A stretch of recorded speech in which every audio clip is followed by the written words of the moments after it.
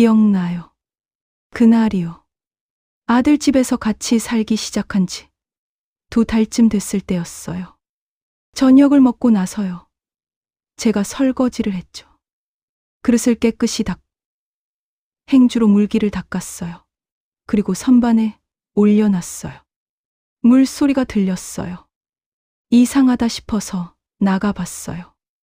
며느리가 제가 닦아놓은 그릇을 다시 닦고 있는 거예요.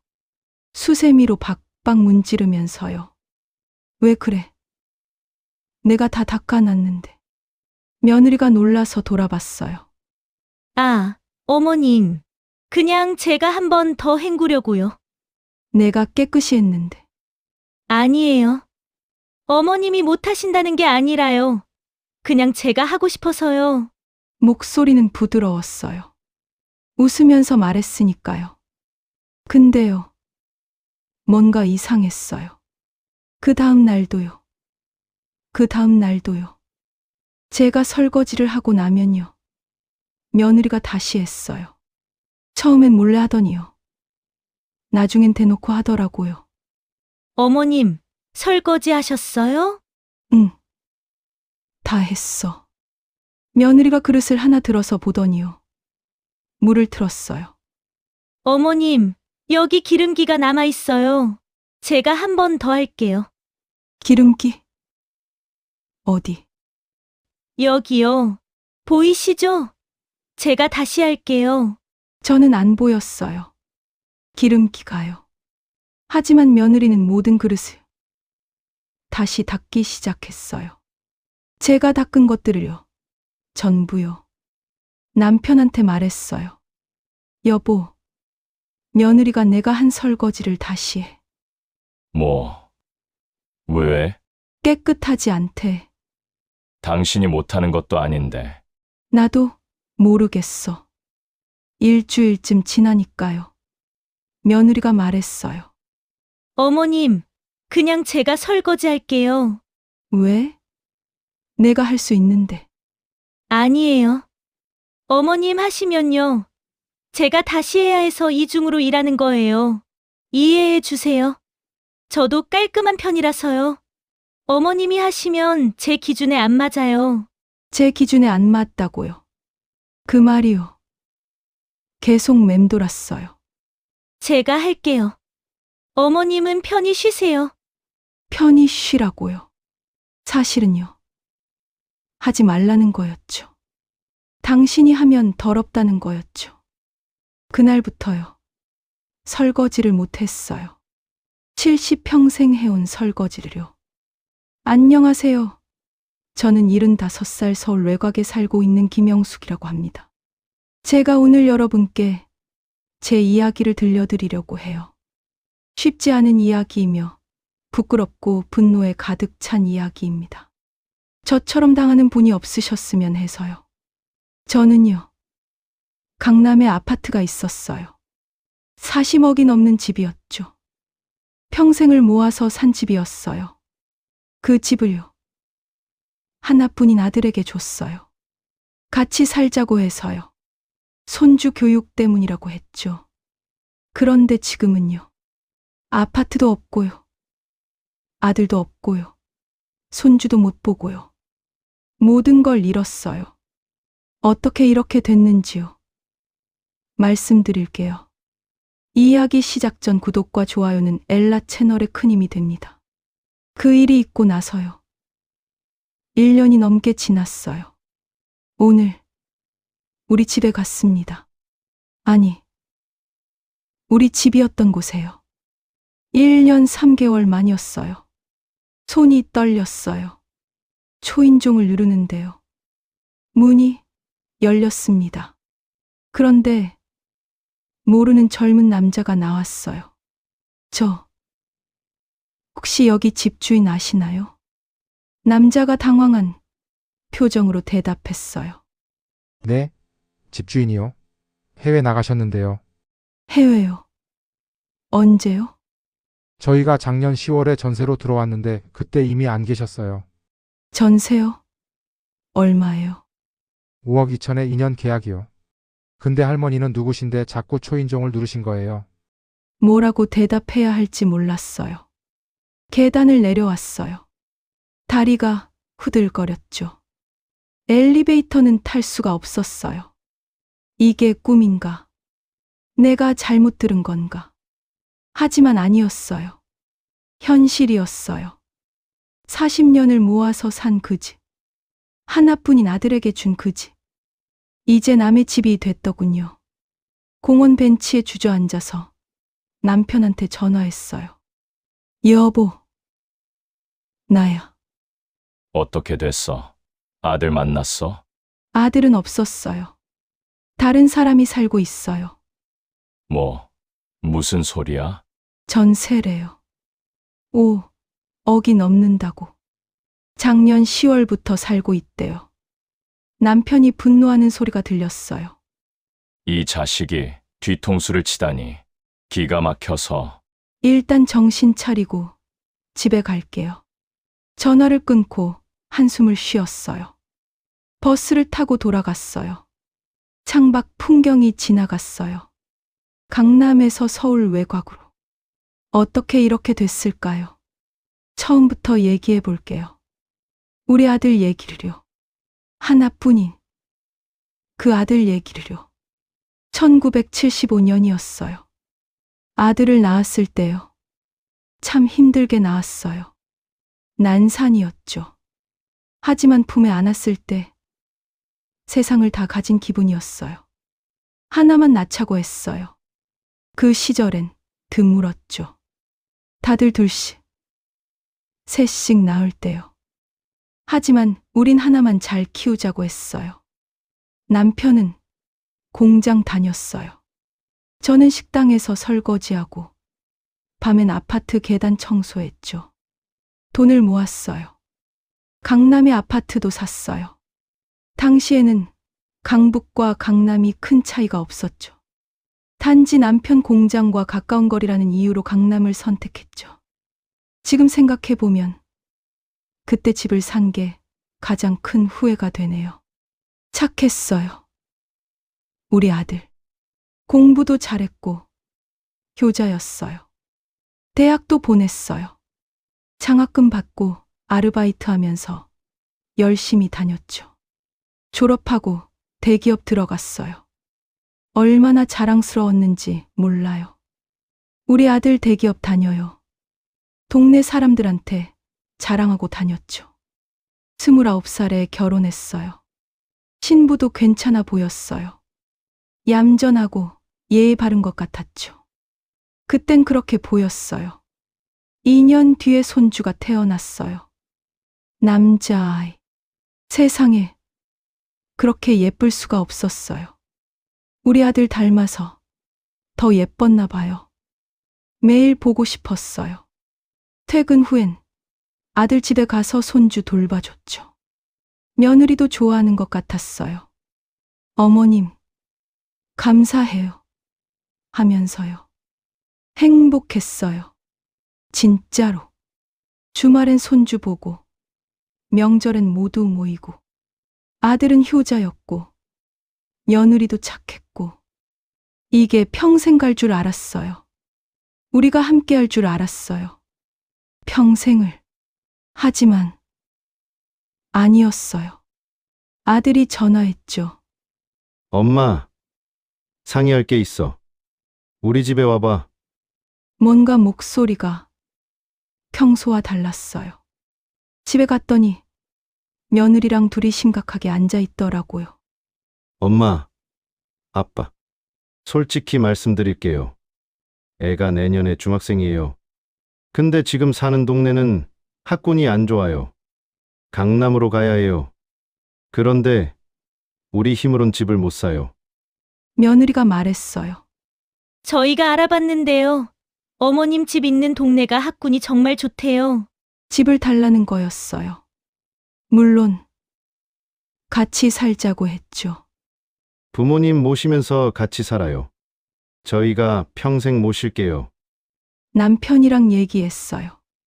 어떡하지? 글쎄, 손주 생각하면. 그래도 우리 집인데. 하나뿐인 아들이잖아. 일주일을 고민했어요. 밤에 잠도 못 잤죠. 그때 아들이 말했어요. 중요한 거류. 엄마, 아빠. 어차피 나중에 저한테 물려주실 거잖아요. 그렇긴 하지. 그럼 지금 주시는 게 훨씬 유리해요. 세금 때문에요. 세금. 네. 나중에 상속으로 받으면 상속세가 엄청나요. 근데 지금 증여로 받으면 세금이 훨씬 적어요.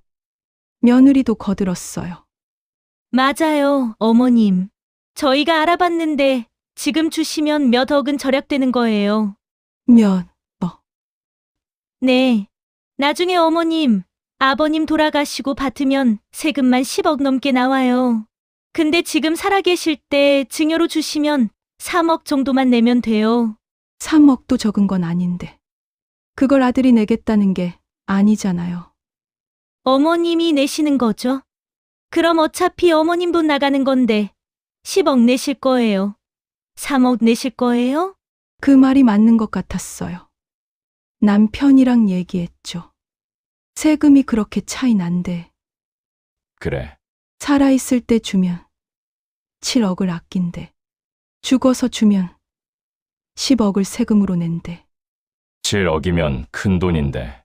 그러게. 어차피 아들 줄 집인데. 지금 주는 게 나을 것 같아. 그래도 같이 살기로 했잖아. 같이 살면서 아들 명의로만 바꾸는 거야. 뭐가 달라지겠어. 그것도 그렇네. 며칠 뒤 아들이 서류를 가져왔어요. 엄마, 이거 세무사가 만든 거예요. 여기 도장만 찍으시면 돼요. 벌써. 네. 빨리 하는 게 좋대요. 내년부터 세법이 바뀌면 더 많이 낼 수도 있대요. 남편이 물었어요. 세금은 얼마야? 2천 정도 나왔어요. 그걸 누가 내는데? 그건 증여받는 사람이 내는 거예요. 그게 법이에요. 그럼 너가 내야 하는 거 아니야? 아들이 잠시 망설이더니 말했어요. 저희가 지금 그 돈이 없어요. 대출도 있고 애 학원비도 있고. 그래서 어머님이 내주시면 안 될까요? 어차피 어머님 집이잖아요. 그 집에서 나오는 세금인데 어머님이 내시는 게 맞죠? 며느리가 말했어요. 저희가 집을 받는 건데 저희가 세금까지 내면 나중에 어머님 모시기 힘들잖아요. 결국 우리가 냈어요. 3억 2천만 원. 평생 모은 돈에서요. 아들이 말했어요. 감사합니다. 엄마, 이렇게 하시는 게 정말 현명한 거예요. 나중에 10억 내는 것보다 지금 3억 내는 게 7억 버는 거예요. 그 말이 맞는 것 같았어요. 7억을 버는 거라고. 우리가 법무사 사무실에 갔어요. 서류에 도장 찍었죠. 아들 명의로 질이 넘어가는 거요. 법무사가 말했어요. 증여하시는 거 맞으시죠? 한번 진행하면 돌릴 수가 없습니다. 네. 어차피 아들 줄 질이니까. 법무사가 씁쓸하게 웃더라고요. 그러시길 바랍니다. 지금 생각하면 경고였던 것 같아요. 처음 한 달은 정말 좋았어요. 며느리가 너무 잘했어요. 어머님, 편하게 계세요. 제가 다 할게요. 아버님, 이거 드세요. 아침마다 과일도 깎아주. 저녁엔 안마 의자도 권하고요. 남편이랑 얘기했죠. 며느리 정말 착하다. 그러게. 걱정했는데. 손주도 보고 며느리도 좋고 이거면 됐어. 그렇게 생각했어요. 첫 달엔요. 2개월쯤 지나니까 조금씩 달라지더라고요. 음식 때문이었어요. 제가 아침에 된장찌개를 끓였어요. 평소처럼요. 며느리가 한 숟가락 먹더니 물을 확 부었어요. 찌개예요. 어머님, 이거 너무 짜요? 짜. 네, 요즘 사람들은 이렇게 안 먹어요. 나트륨이 너무 많으면 병 걸려요. 아, 그래? 네. 특히 애가 먹잖아요. 애 건강 생각해서 싱겁게 해주세요. 그날 저녁, 제가 조림을 했어요. 간을 약하게 했죠. 며느리가 먹더니 간장을 부었어요.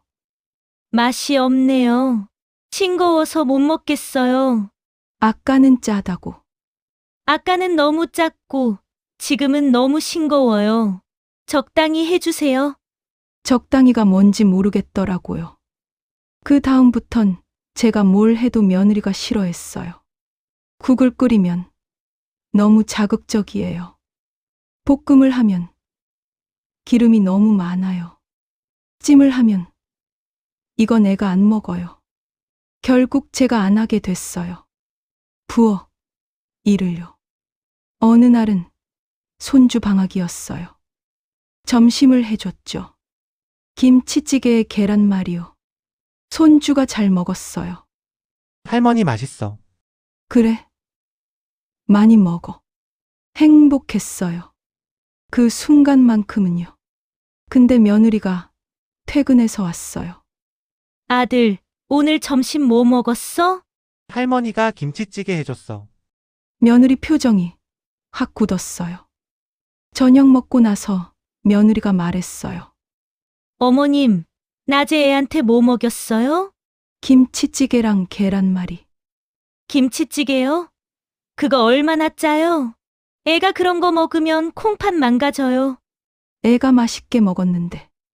애들은 뭐든 먹어요. 그렇다고 주면 안 되는 거죠.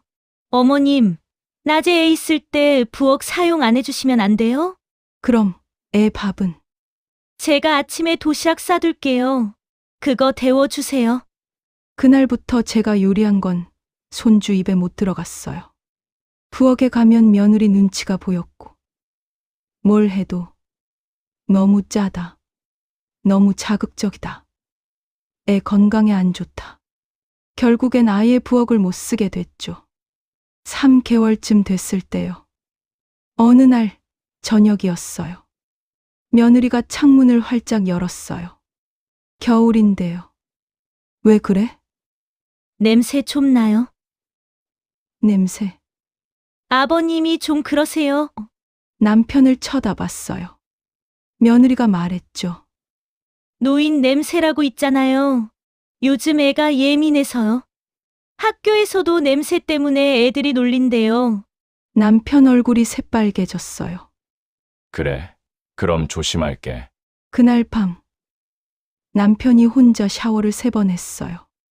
수건으로 온몸을 문지르면서요. 여보, 괜찮아. 진짜 냄새 날 수도 있지.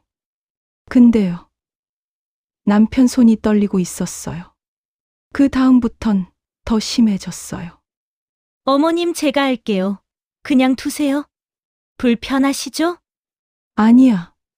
괜찮아. 아니에요. 요즘 애들 입맛이 까다로워서 어머님이 하시면 안 먹어요. 그래. 거실에 나가 앉으면 아버님, 오늘 TV 안 보세요? 아니, 볼까 하는데 아, 애가 지금 숙제하고 있어서요. TV 소리 나면 집중을 못 해요. 그럼 어디서 보라는 거야? 방에 계시면 안 돼요? 조용히요. 그렇게 점점 방으로 들어가게 됐어요. 아침에 일어나서 거실 나가면 며느리 표정이 안 좋아요. 어머님, 애 학교 가는데 방에 계셔주시면 안 돼요? 애가 할머니 얼굴 보면 학교 가기 싫다고 그래요. 그래. 점심 먹으려고 나가면 제가 방으로 갖다 드릴게요. 주방 청소 중이에요. 저녁 되면 저녁은 조금 일찍 드세요. 저희 가족끼리 얘기할 게 있어서요. 하루 종일 방에만 있게 됐어요. 남편이랑 둘이 작은 방에요. TV도 못 봤어요. 소리 나면 애 교육에 안 좋다 하고요. 부엌도 못 갔어요. 제가 하는 게 편하다 하고요. 거실도 못 나갔어요. 가족 시간이 필요하다면서 답답했어요. 너무요. 어느 날은 화장실 가려고 나갔어요. 새벽에요. 거실에 불이 켜져 있더라고요. 며느리가 소파에 앉아서 핸드폰 보고 있었죠. 저 보더니 인상을 찌푸렸어요. 어머님, 지금 몇 시인데 돌아다니세요? 화장실 가려고. 다녀오시면 바로 방에 들어가 계세요. 제가 거실 청소해야 해서요. 새벽 3시에 청소를요. 거짓말이었어요. 그냥 나오지 말라는 거였죠. 남편이 말했어요. 이건 너무한 거 아냐? 우리가 죄인도 아니고. 참아요. 2년만 참으면 괜찮아질 거예요. 2년을, 이 지옥을. 남편 눈에 눈물이 고였어요. 70 넘은 남자가 제 방에 갇혀서 우는 거예요. 냄새 난다는 말 들었을 때 정말 죽고 싶었어. 여보, 나 그렇게 지저분해. 그렇게 냄새나. 아니에요. 며느리가 잘못된 거예요. 하지만 우린 나갈 수가 없었어요. 이미 집을 넘겼으니까요. 6개월 되던 어느 날요. 아들이 먼저 찾아왔어요. 저희 방으로요. 며느리 몰래요. 엄마, 아빠, 얘기 좀 해요. 앉더니 한숨을 크게 쉬었어요. 저 너무 힘들어요. 뭐가? 엄마랑 와이프 사이에서요. 매일 싸워요. 우리 부부가요. 와이프는 매일 엄마 얘기를 해요. 시어머니가 또 이랬어. 또 저랬어. 나 못 살겠어. 밤에 자려고 하면 와이프가 울어요. 당신은 편하겠네. 나만 힘들지. 저도 정말 힘들어요. 아들이 계속 말했어요. 그리고 애 때문에요. 손주. 네. 애가 내년에 중학교 2학년이에요. 지금이 정말 중요한 시기래요. 특목고 준비해야 하는데 집안 분위기가 이러니까 애가 집중을 못해요. 와이프가 그러는데 애 성적이 떨어졌대요. 집안이 시끄러워서요. 우리가 조용히 있는데 뭐가 시끄러워. 엄마, 그게 중요한 게 아니라 와이프가 지금 너무 예민해요. 애 교육 때문에요. 특목고 가려면 내신도 챙기고 대회도 나가고 해야 할 게 많은데 와이프 혼자서 다 감당하기 힘들대요.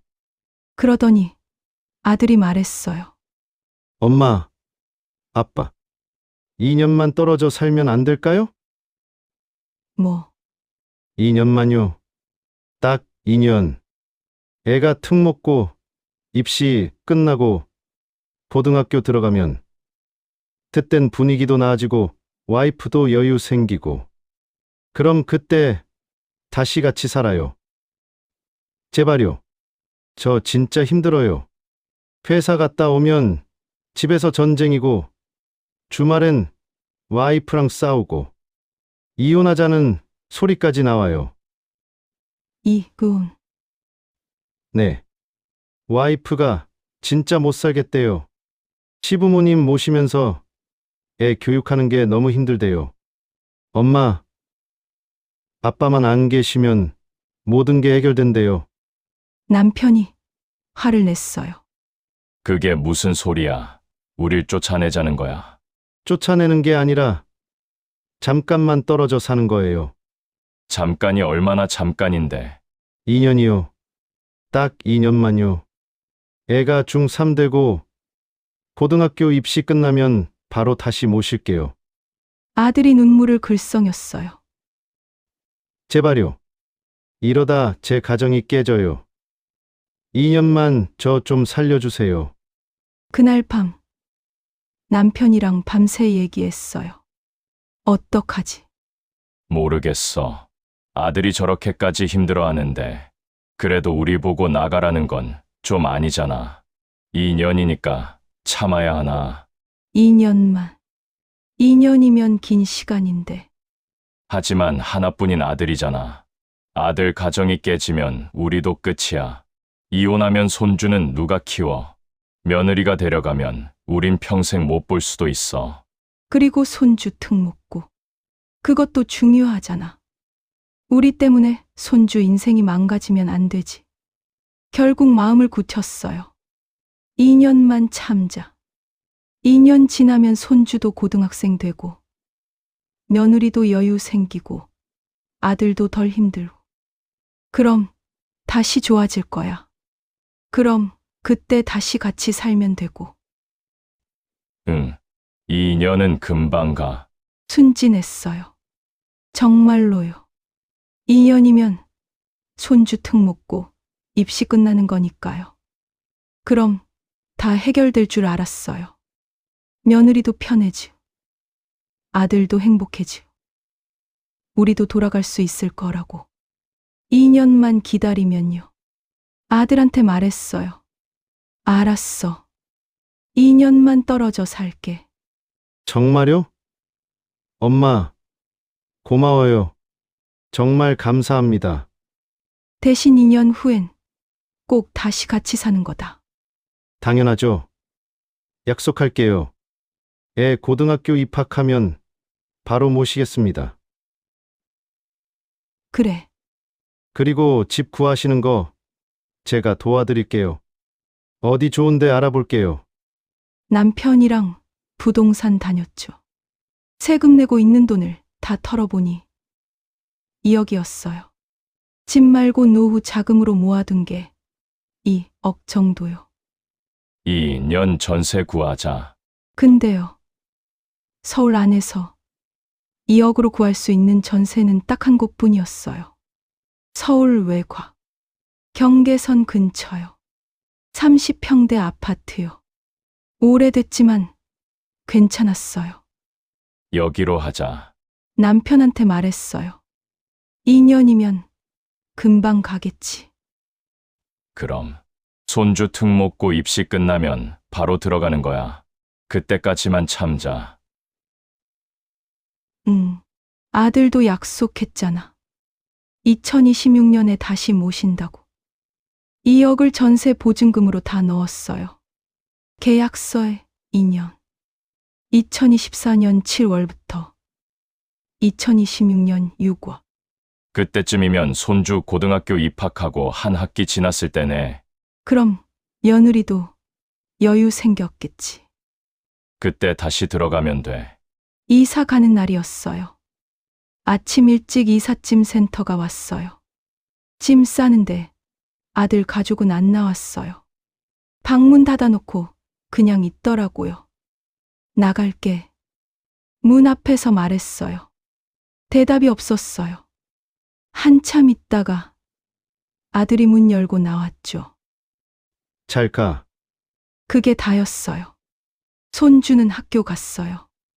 일부러 일찍 보냈나 봐요. 할머니가 떠나는 거 안 보게요. 며느리도 안 나왔어요. 끝까지요. 현관에서 마지막으로 뒤돌아봤어요. 40억짜리 그 집. 거실이 보이더라고요. 며느리가 소파에 앉아서 핸드폰 보고 있었어요. 우리 쳐다보지도 않고요. 엘리베이터 타고 내려가는데 남편이 말했어요. 이게 맞는 건가? 맞아요. 애들이 원하는 거니까. 하지만 괜찮아요. 2년만 있다 들어오면 돼요. 엘리베이터 문이 닫혔어요. 그게 마지막이었어요. 그 집에서 나가는 게요. 이삿짐 트럭 타고 가면서 뒤돌아봤어요. 혹시나 해서요. 혹시 아들이 손이라도 흔들까 싶어서요. 창문 좀 열어줄까 싶어서요. 하지만 커튼 다 쳐져 있더라고요. 우리 집 창문요. 아무것도 안 보였어요. 그렇게 떠났어요. 40억짜리 집에서요. 하나뿐인 아들한테서요. 서울 외곽 아파트 30평이요. 작진 않았어요. 40억짜리 그 집보단 작았지만요. 2년만 참자. 그럼 다시 들어가. 그렇게 생각하니까 견딜만 했어요. 짐 정리하면서도 남편이랑 얘기했죠. 한 달쯤 지나면 아들이 전화하지 않을까? 그럼 손주 보러 가자. 추석엔 오겠지. 우리 집에. 당연하지. 명절인데. 우린 그렇게 믿었어요. 방도 예쁘게 꾸몄어요. 손주 올 때를 위해서요. 손주가 좋아하는 과자도 사고, 장난감도 준비해 놨죠. 할머니 집 좋지. 자주 놀러와. 상상했어요. 그런 날을요. 일주일 후 전화했어요. 아들아, 우리 이사 잘했어. 집도 아, 그래. 다행이다. 손주는 잘 있어? 응, 잘 있어. 보고 싶다. 이번 주말에 보러 가도 돼. 이번 주는 학원 있어. 나중에 연락할게. 그래. 알았어. 나중에요. 나중에가 언제일까요? 한 달이 지났어요. 아들아, 추석인데 우리 집에 와. 답장이 없었죠. 손주 보고 싶다. 할머니가 맛있는 거 해줄게. 답장이 없었어요. 왜 답을 안 하니? 답장이 없었어요. 3개월이 지났어요. 그동안 한 번도 못 봤어요. 아들도, 손주도요. 전화는 안 받고, 문자는 읽심만 하고요. 남편이 말했어요. 이상한데 뭔가 잘못됐어. 아니에요. 바쁜 거예요. 조금만 더 기다려봐요. 하지만 저도 알고 있었어요. 뭔가 잘못됐다는 거요. 명절에도 안 왔어요. 해외여행 간다. 문자 한 줄이요. 그게 마지막이었어요. 6개월이 지났고 아들한테 전화했어요. 여보세요. 고객님께서 전화를 받지 않습니다. 번호가 바뀐 거예요. 문자를 보냈어요. 안 가요. 전송실. 차단당한 거예요. 남편한테 말했어요. 번호가 바뀌었어요. 뭐, 아들 전화번호가 바뀌었어요. 문자도 안 가요. 그럼 어떻게 연락해? 모르겠어요. 그날 밤 남편이랑 울었어요. 이게 뭐야? 우리가 뭘 잘못했어? 모르겠어요. 2년 후에 다시 모신다고 했잖아. 약속했잖아. 그래요. 약속했어요. 그럼 왜 연락을 끊어? 왜? 대답할 수 없었어요. 1년이 지났어요. 그동안 아들을 단 한 번도 못 봤어요. 손주는 이제 얼굴도 가물가물해요. 2년 계약이 이제 몇 달 안 남았어요. 곧 계약 끝나. 그럼 아들한테 연락해야지. 다시 같이 살자고 말해야지. 그런 생각하면서 살고 있었어요. 근데 남편이 말했더라고요. 한번 가보자. 직접 가서 얘기하자. 이렇게 연락 안 되는 건 이상해. 그래서 갔었어요. 오늘요. 우리 집. 아니, 그 집에요. 그런데 낯선 사람이 나왔죠. 전세 5억이요. 작년 10월부터요.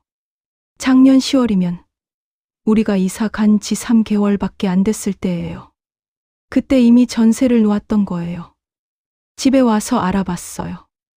SNS도 찾아보고 지인들한테도 물어보고요. 알고 보니 이민 비자는 우릴 쫓아내기도 전에 준비하고 있었대요. 우리가 이사 가자마자 바로 전세 내놨고요. 그 5억으로 캐나다 가서 집 사고 지금 잘 살고 있대요. 며느리 SNS를 찾았어요. 비공개였지만 지인 통해서 봤어요. 캐나다 집 사진이요. 새 출발이라고 써 있더라고요. 손주 사진도 있었어요. 눈 쌓인 데서 웃고 있는요. 할머니가 보고 싶다던 그 손주. 이제 영영 못 보는 그 손주요. 변호사한테 상담받으러 갔어요. 증여 취소할 수 있나요? 변호사가 고개를 저었어요. 어렵습니다. 이미 소유권이 넘어갔고 증여계약서에 조건이 없었다면요. 하지만 같이 살기로 했어요. 약속했다고요. 그게 계약서에 명시돼 있나요? 아니요. 말로만요. 그럼 입증이 어렵습니다. 구두 약속은 법적 효력이 없어요. 사기죄는요? 처음부터 쫓아낼 생각이었잖아요. 그것도 입증이 어렵습니다. 이민 피자 준비한 게 언제부터인지 처음부터 계획이었는지 증명해야 하는데요. 그리고요, 설령 입증한다 해도 집은 돌려받기 어렵습니다. 이미 제3자한테 전세를 줬으니까요. 세입자는 보호받아야 하거든요. 그럼 우린 어떡하라는 거예요? 최선을 다해보겠습니다만 솔직히 말씀드리면 가능성은 낮습니다. 그렇게 상담이 끝났어요. 지금 여기 살아요. 서울 외곽 전세집에요. 2년 계약이었는데 이제 곧 끝나요. 재계약을 해야 하는데 집주인이 전세금을 올려달래요. 2억에서 2억 5천으로요. 5천만 원이요. 우리한테 5천만 원이 어디 있어요? 그럼 나가셔야죠. 집주인이 말했어요. 나가면 어디로 가요? 이제 70 넘은 노인한테 집 주는 데가 어디 있어요? 남편 국민연금이 한 달에 70만 원이요. 제 기초연금이 30만 원이요. 한 달에 100만 원으로 어떻게 살아요? 40억짜리 집 주인이었는데요. 사람들이 물어요. 미워하지 않으세요? 미워요. 물론이요. 밤에 잠 못 자요. 이를 갈면서 울어요. 왜 우리한테 이럴 수 있어? 왜? 하지만요. 그래도요. 하나뿐인 아들이에요. 남편은 말해요. 그런 놈 아들 아니야. 자식도 아니야. 맞아요. 맞는 말이에요. 하지만 제 뱃속에서 나온 아이예요. 40년을 키운 아이예요. 그 아이가요. 저한테 이럴 줄은 정말 몰랐어요. 여러분, 특히 하나뿐인 자식 둔 부모님들요. 제 이야기 잘 들으셨나요? 절대로요. 절대로요.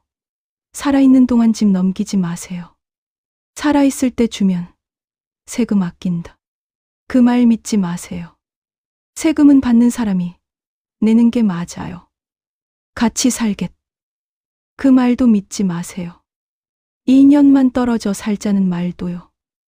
손주 교육 때문에. 그 말도 핑계일 수 있어요. 저처럼 40억짜리 집도 잃고요. 노후 자금 2억도 묶이고요. 아들도 잃고 손주도 못 보게 되었어요. 그런 인생 살지 마세요.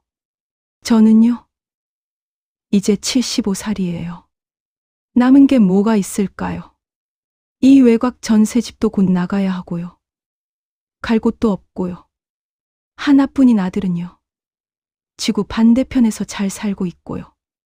우리 돈으로요. 여러분은요, 제발요. 저처럼 살지 마세요. 순진하면 안 돼요. 자식이라도요. 하나뿐인 자식이라도요. 저처럼 모든 걸 잃을 수 있으니까요. 이게 제 이야기예요. 70평생 살아온 제 인생이요. 이렇게 끝나는군요. 저의 이야기 들어주셔서 고맙습니다.